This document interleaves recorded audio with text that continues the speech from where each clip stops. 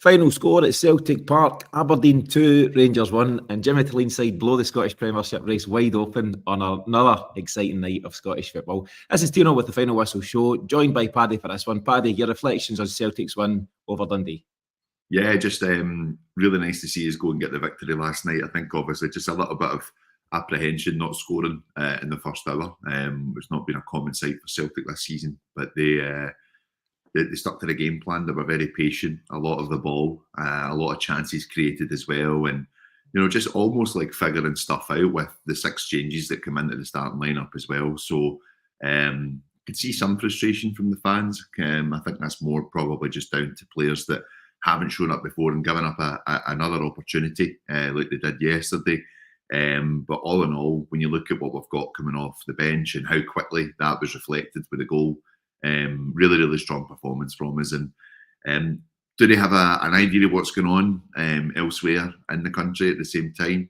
Probably, but I don't think they let that play into their thinking at all last night. I thought it was a very professional performance.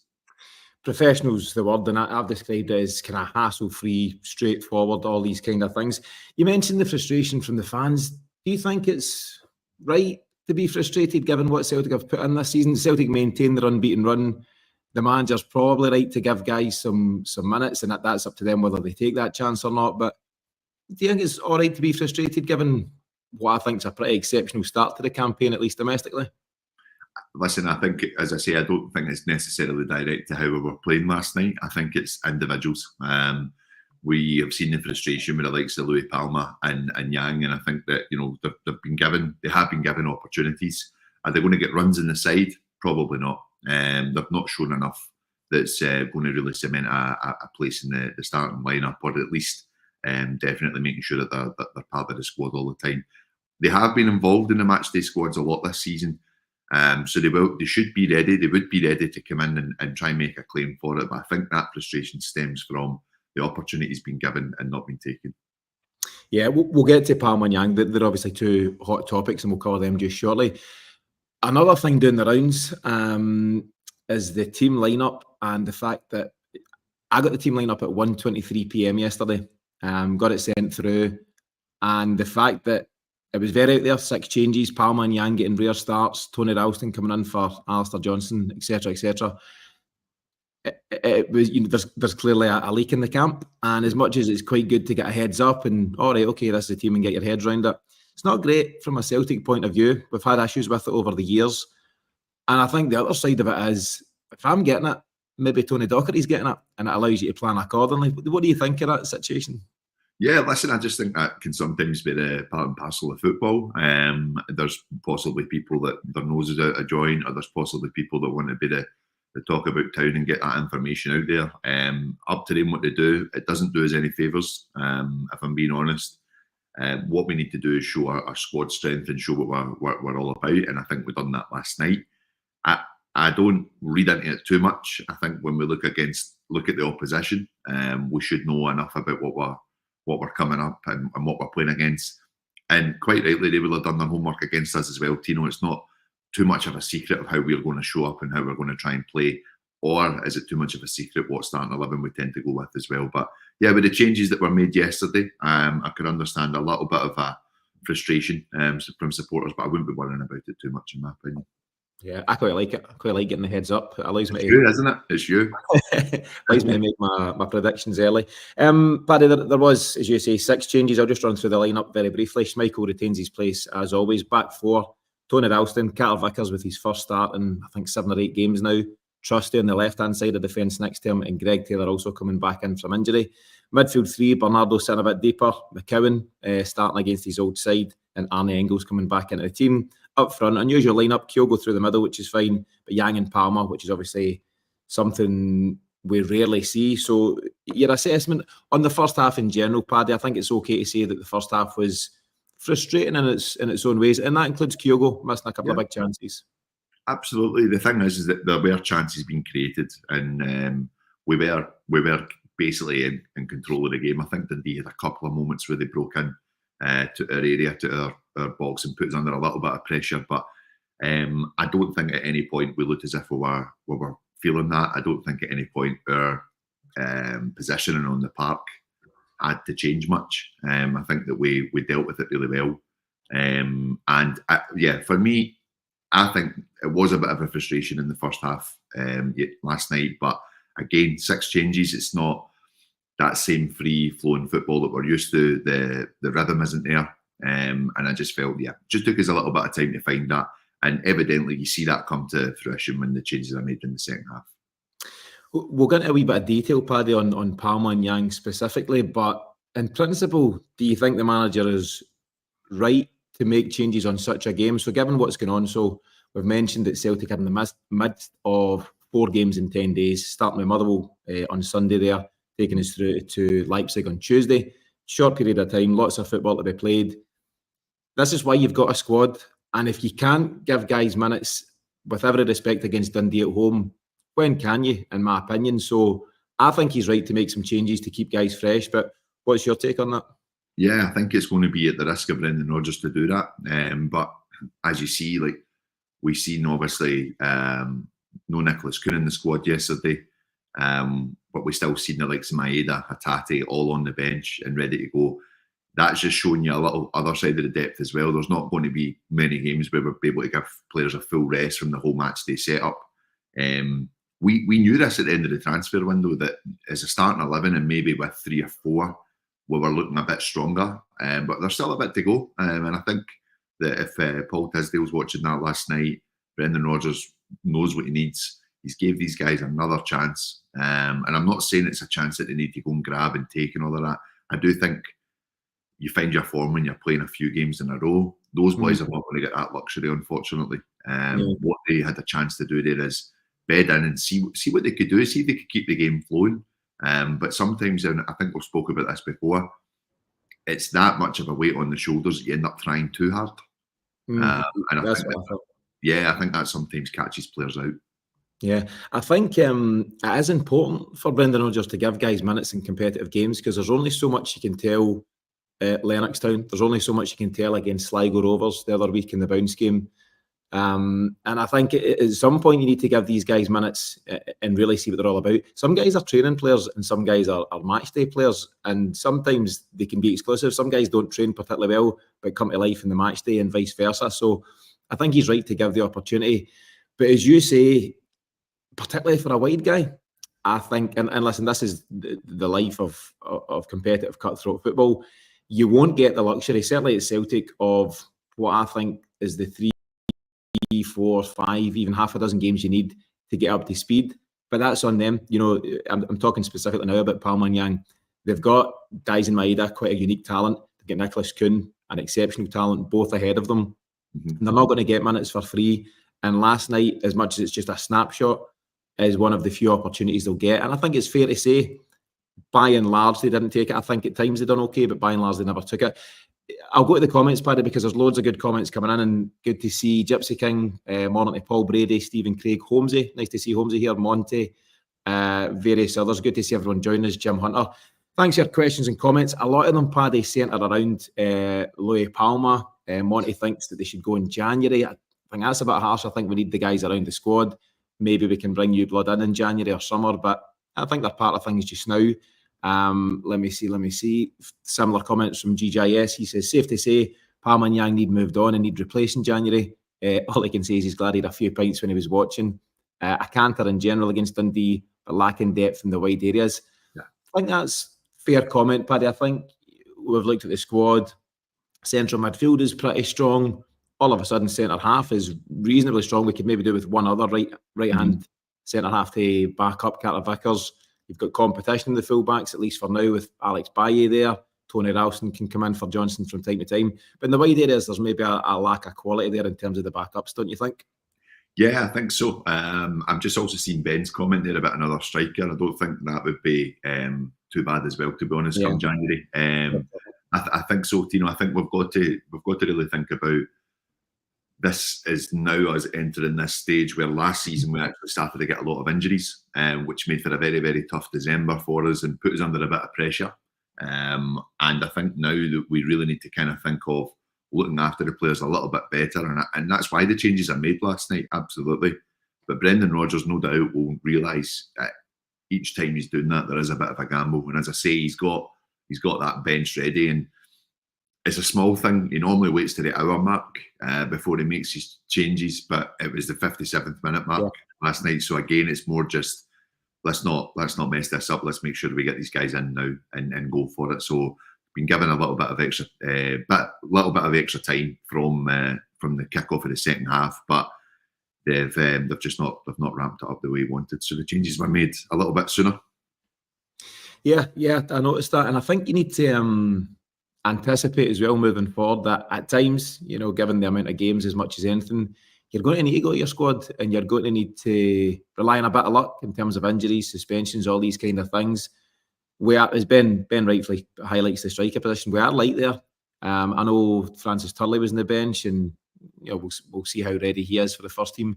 There's a lad, Daniel Cummings, that you'll be aware of in the B team, who scores a lot of goals. We've seen him score against Bratislava. We went to the B team game a few weeks back now. He's got an eye for goal, but he doesn't really seem to feature for whatever reason around the first team. But the bottom line is, when Ida's out, you don't have a natural replacement. There's the Maeda option, which is a kind of workaround, in my opinion. And the thing with the Maeda option, though, as well, is that he's looking leggy. When you really need to look after him as well. So in those games where we maybe want to give Kyogo a rest, or Kyogo or Ida's injured, how fit is Dyson Maeda? He does need a rest either there. Yeah, I'd agree with that. And I've mentioned injuries and suspensions can play their part. You also get players going out of form. It's just football. It's in any given season, guys can hit highs and lows. And I'm not saying Kyogo's out of form at this moment in time, but he's had a couple of big chances. I think he's done just about everything right with the first one. He's taken his chest and he's got the shot away on target. Great save by the goalie. There's another one not long after where he's absolutely clean on goal. 8 yards out, and manages to put it wide. And I'm never, ever going to question Kyogo's finishing, because he's also the guy that scores goals out of nothing. So that's just the way it goes at times. But we are light in that area, and that's a concern. Tell me this, we'll maybe catch a wee bit more on Aberdeen later in the day. Obviously, a massive win for them at Pittodrie. The question about Aberdeen and whether their bubble will burst or their gas will run out and all these things, I think if they keep everyone fit and available, I don't see any indications that they're going to, give up their title chase anytime soon. The suggestion a few weeks ago, or the narrative a few weeks ago, was, well, they've not played anybody. Well, they've now gone toe-to-toe with us and drawn a game. Maybe a game we should have won, but the scoreline reads 2-2. They've gone and taken care of Rangers now at Pittodrie. That's your two biggest hitters on paper in the league, so you've got to give credit where it's due there. But it's whether they can keep guys injury-free, suspensions, as I say, and maybe some of their guys will go out of form, but at the moment they're playing at the top of their game. And that'll be the big challenge for Aberdeen, won't it? That's the important thing, because I think with everyone fit and available, they're a good challenge for us. They are a good challenge. I think that, obviously, I think most Celtic fans were hoping for the Aberdeen win last night, but the reality is that they're right up there next to us, and they're ticking along. And what I've seen from highlights of last night's game is that there is a real unity within their squad at the moment. And they do have options off the bench as well. I think that they're rotating their squads fairly carefully, and making sure that they're thinking about each game coming up. That will have taken a lot out of them last night. They were relentless from what I could see. They were all over Rangers. Not much possession, not the same amount of possession, but the attempts on goal, I think, just under 20. So I think that they would have taken a lot out of them. And we've got to remember it's a 2-day turnover to the game on Saturday. I think when we look at what we were able to kind of bring off the bench and rest a little bit on Saturday, we should be ready to go for this game.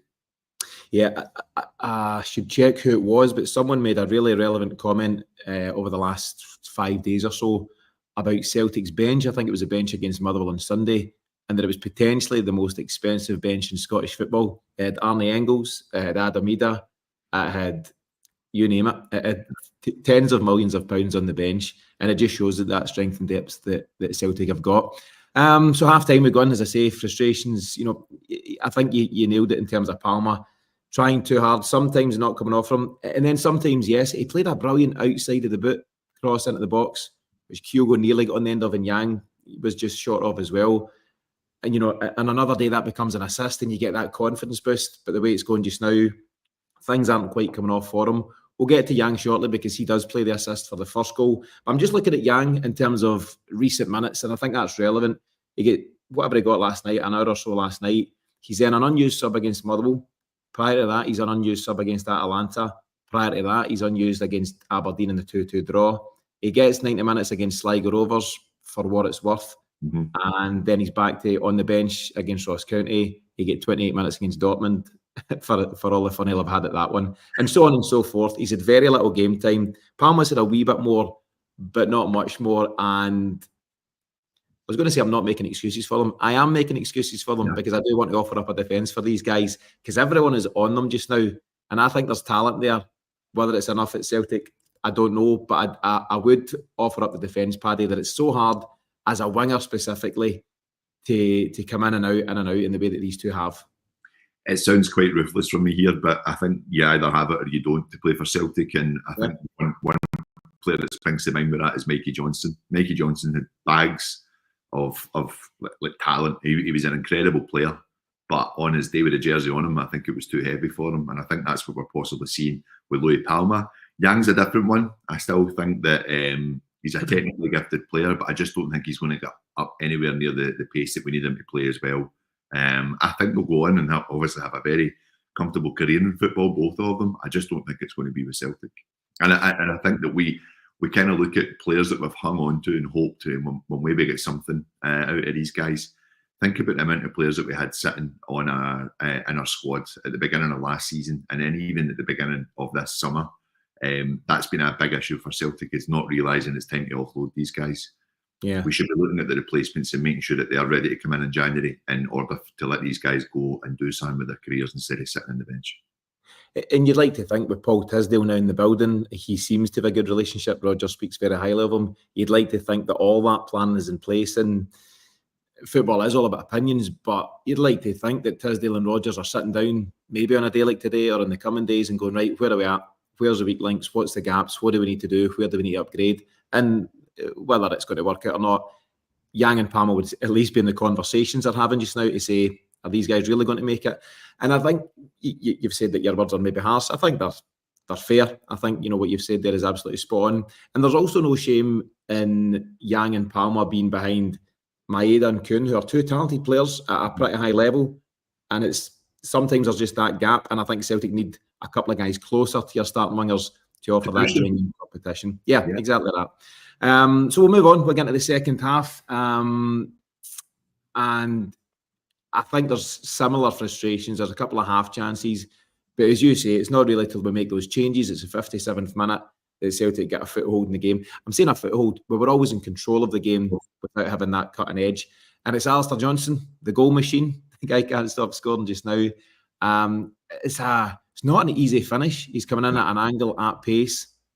It's Yang that gets the ball in, so credit to him for that, albeit it takes a nick off the fullback on the way through, but your job is to get the ball in the box, and he done so. And it was a boost at the right time. I've talked about the frustrations, but the longer a game like that goes on, naturally the tension increases throughout the stadium. And I think Alistair Johnson coming in, he's playing like a captain just now. Sometimes he wears a band, sometimes he doesn't, but he's leading by example at the moment, isn't he? He's really just grown into himself even more just in a Celtic jersey, and I'm going back to the same points. It could be too heavy for you, or you can take that challenge on and make it your own. I think we would all agree that if Callum McGregor was to potentially give up football and Cameron Carter-Vickers was to go, because I do think it would be Carter-Vickers next at this point, again, if he stays fit. But Alistair Johnson, surely well within a claim to take that armband at one point in his career. That's if he stays with us. He's a joy to watch just now. He just seems to really love everything about the club, love everything about his teammates as well. And he's got a real connection with the fans, a real connection with Scotland. He's really put himself out here and just loves to play at this club. And just it's a joy just to watch what we're getting back from him and the performances we're seeing from him. He's busting a gut for this team. Yeah, I think James described him on Monday on the weekly show as an honest player. And he says that in the most positive sense about it. He just gives his all. He's a real committed player. And I think fans of any club actually can really appreciate that. If someone's just given their absolute everything, you can't ask for any more. And it's clear to see. I mean, the bonus is Alistair Johnson's got some quality about him, but the bonus is, the reality is that he he gives absolutely everything he's got every time he steps onto the park, and it's really clear to see. Obviously, Johnson is the man in the shirt over at right back, and Tony Ralston came in. Again, I think Tony Ralston done okay in spells and not so good in other spells, and that's fine. And I think we know that there's a gap between Ralston and Johnson. But Monty asks an interesting one about the other side. What do we think's happening with Greg Taylor? Monty thinks if we can sign Alex Bailly, we should, in terms of permanently, and play back up to Kieran Tierney, and the rumours continue about him. But what do you think about Greg Taylor, where he's at?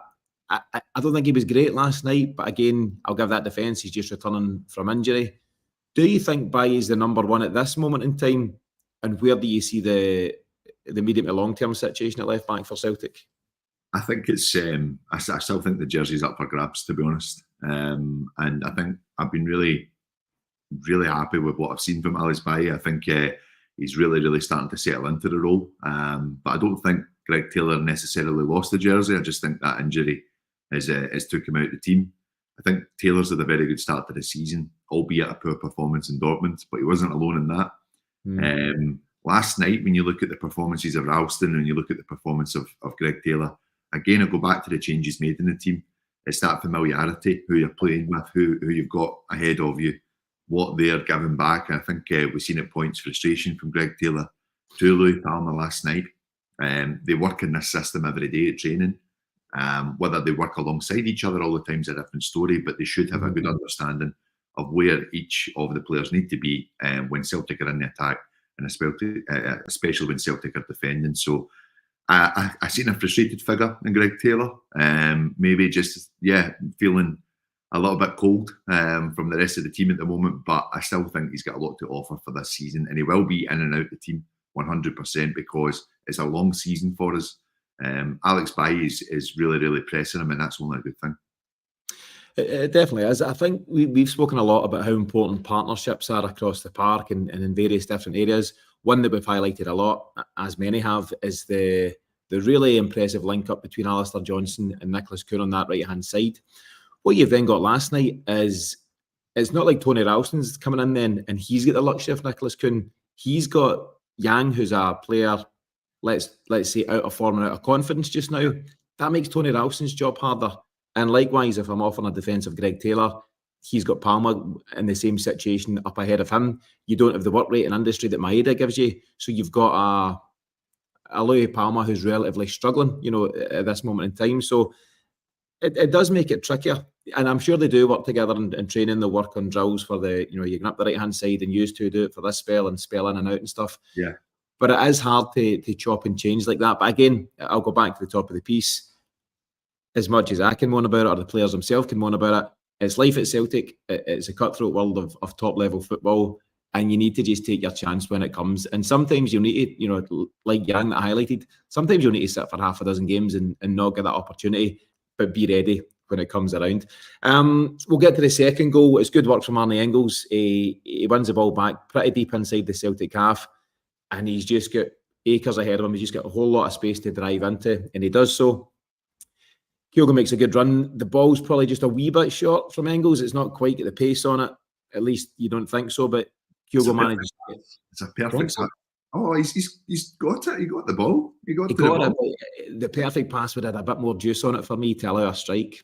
Maybe He's evaded the defender and put the defender into a bad decision. So great pass. Not having that. Okay, I'll give you that. But yeah, the defender realises he's in trouble. It's just a wee tug. As apparently Kyogo goes down, and Engels himself is the man to step up. What's that now, Paddy? 3 for 3. He's pretty cool from the spot, isn't he? He is. I think, again, like another comfortable performance from him. Still, obviously, getting up to the speed of things. But this is when he's got that space. I actually thought he was going to go left. I thought he was going to play it out wide to Maeda at one point. I thought that's where the space was. But this is what we've been crying out for. We're looking for a midfielder that gets the head up and looks forward and looks for the movement of Kyogo, because the amount of runs we see Kyogo try to make that just goes unnoticed. If you've got passes like that, and yeah, I know what you're saying. It looks like the defender can get to it. I think that's why it looks as if it's maybe just a little bit shorter, but it's been straight on his toe. That's a great ball, and Kyogo has to move for it, but all good strikers have to do that. Yeah, absolutely. And as I say, he's tucked the penalty away nicely.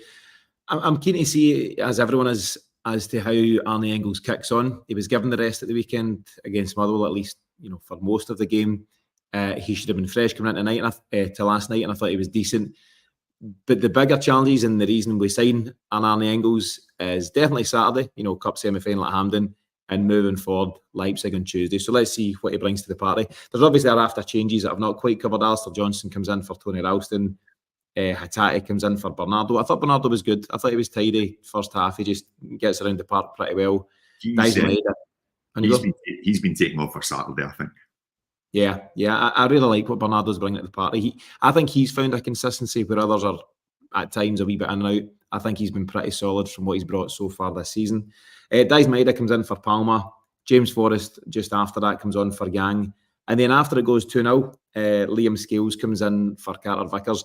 Obviously not covered it too much, Paddy, but very reassuring to have Cameron Carter-Vickers in. And as much as he just returned from injury, he never looks like he's just back from injury. It's almost like you just plug and play. You just drop him in and he gives you that consistency. And interesting to see him on his natural right-hand side. And I thought it worked well, actually, for Trusty, having the luxury of being on his natural side too. Yeah, he seemed a lot more comfortable with the ball at his feet, Austin Trusty, especially bringing the ball out from the back. I think he's just growing strength to strength, game to game, especially from that Atalanta game. I think the confidence he took from that, the reception he took from that, playing on the right-hand side of the defence as well, has done him the world of good. And I think, a really good headache for Brendan Rodgers to have with the three defenders, fully fit and ready to go, all match fit, hopefully as well. I'd say Carter Vickers obviously the one playing catch up a little bit at the moment. Let me make that your headache, at least temporarily then. So Gypsy King's been in touch and he thinks the back four will be it's on Saturday night, tea time. Alistair Johnson, Carter Vickers, Trusty and Scales at left back. I'm going to put the brakes on Scales at left back. That just won't happen. It'll be Bayer, it'll be Taylor. But who's your two centre halves? Is it CCV and Trusty, or is it CCV and Scales, or is it Trusty and Scales? I think for me it would be CCV and Liam Scales. Just again going with match practice, and I know that we're looking at that left hand side of defence. I think Scales has had a really strong start to the season, as I've said. I think over time we might see Scales come out and Trusty get into that position. But Cameron Carter-Vickers, great to get the minutes in his legs last night. There's a reason he got that game last night. I think it's because we need our best players for our best games. Austin Trusty, I think his time will come in that position, but not on Saturday. That's exactly what I am. I think at the moment the best two are CCV and Scales, and we're seeing that in the comments from Monty, Henrik McLaughlin, a few others, and I think that's what we'll see for now. But Trusty's done himself no harm. The Atalanta game was huge for him, wasn't it? What a lift it must have given him personally, but also for the fans to see what he's got and for us to have a bit of confidence in him. If he does get the nod against Aberdeen, I think we'll be okay with it. But I think generally speaking, at this moment in time, it seems that CCV and Scales are Brendan Rodgers' favourites. We're getting ahead of ourselves, Paddy. We've obviously gone to the weekend. We've not quite wrapped up this one. But Celtic do see it out. As I say, it's a very comfortable 2-0 win over the Peace. And it's remiss of us not to look at what's going on elsewhere.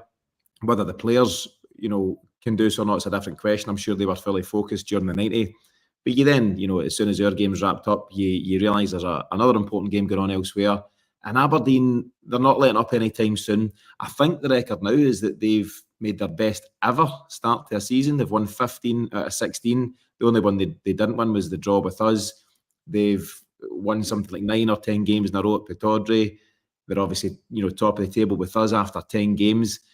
It's pretty exceptional from an Aberdeen point of view. And also considering that, for the most part, their squad is made up of some additions, some smart additions made on the back of the Majowski sale. I noticed he scored last night for Girona, as it happens. But they're in a good place. And what a boost last night's win does give them getting into Saturday. I don't know if Jimmy Tilleen's got the luxury of saying, I'll just focus on the league, or this cup's a real opportunity. I think he just needs to take it game by game and go with what's what at any given time. But there's no doubt it's set up to be a cracker here at the weekend. Yeah, it is. And listen, it's going to be a difficult game. Make no doubt about that. I think we really need to show up. We really need to give a good account of ourselves. And as I said, I think there's a reason for 6 changes last night. I do think that is the respect to the start Aberdeen have had this season. But I still think that we've got the most expensive squad in the country, and we've got some really, really good players at the moment. We've played some excellent football this season, and I do still expect us to do the business on Saturday.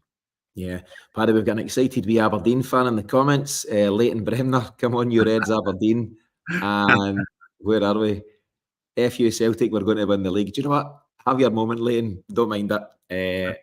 Good for you for now. But let's see how it all plays out over the long term. Paddy, there's also...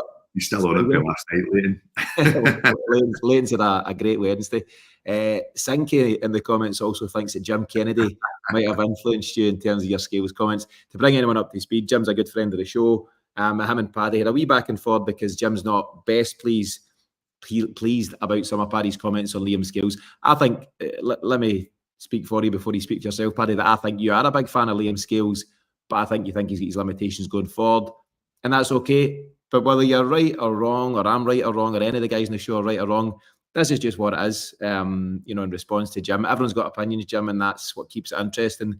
There's loads of things that Jim thinks that I'll agree with, and plenty that I won't agree with as well. But that's what keeps it fun at the end of the day. What's your comments on that, Paddy? I just feel that I've grasped on a bully and standing next to my dad while he's telling them off there.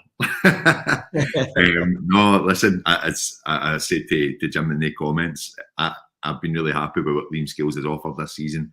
I won't change my opinion that Austin Trusty was brought in to replace him, I believe. I still think that will happen. I just think it's obviously been Carter Vickers' injury that's maybe put the buffers on that. We want the best. We really do want the best at this team, and I think that we look at each position carefully and we look at what we need to improve on. Our left-hand side last season was our weakest side, simple as that, especially in defence. And I think that for me, Liam Scales has went above and beyond for the job that he's been asked to do. But we also need to kind of start thinking to ourselves, what we need is players in this, especially in Scottish football, that are comfortable with the ball at their feet. I still think that's his limitation. I really do. Great defending backs against the wall. I think Liam Scales is there. He's up there.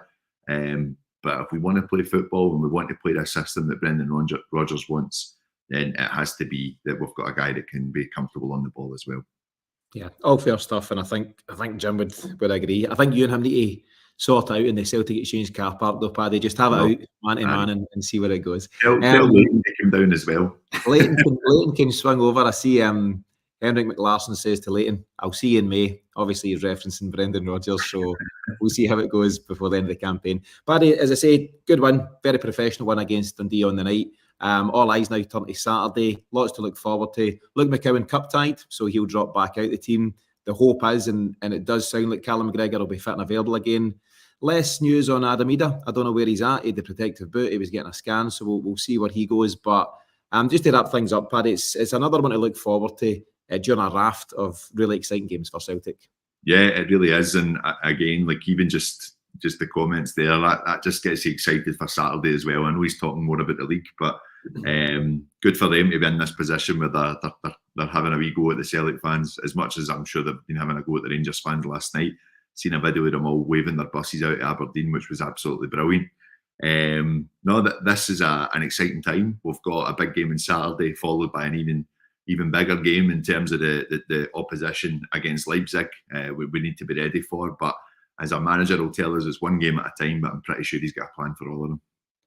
I think so as well. He's kidding us on, isn't he? Like, the full focus is on this, but you cannot not pay attention to Tuesday's game against Leipzig. It's another massive game, so you need to prioritise, don't you? But you need to manage your squad accordingly, and that's exactly what Brendan Rodgers will be doing. Barry, thanks for joining us here on what is this, Thursday morning. Thanks to everyone who joins us in the live comments, even Leighton, the Aberdeen fan. As long as he keeps it clean, we don't mind anyone like that joining us as well. So thanks to those that have joined us. Thanks to those who continue to listen to the Celtic Exchange podcast. We'll be back on Sunday, so no post-match on Saturday night, but we will be back on Sunday to review the game against Aberdeen at Hampden. And hopefully the game sees Celtic enter another final some point not too far away in the campaign. When would the final be, Paddy? I think it's the 15th, 16th of December, round about then. It is then, because it's the aforementioned Sinky's birthday. So all going well, we'll take our place at Hampden on the 15th. But in the meantime, for myself and Paddy, thanks for joining us. We'll see you all again soon. Cheers, guys.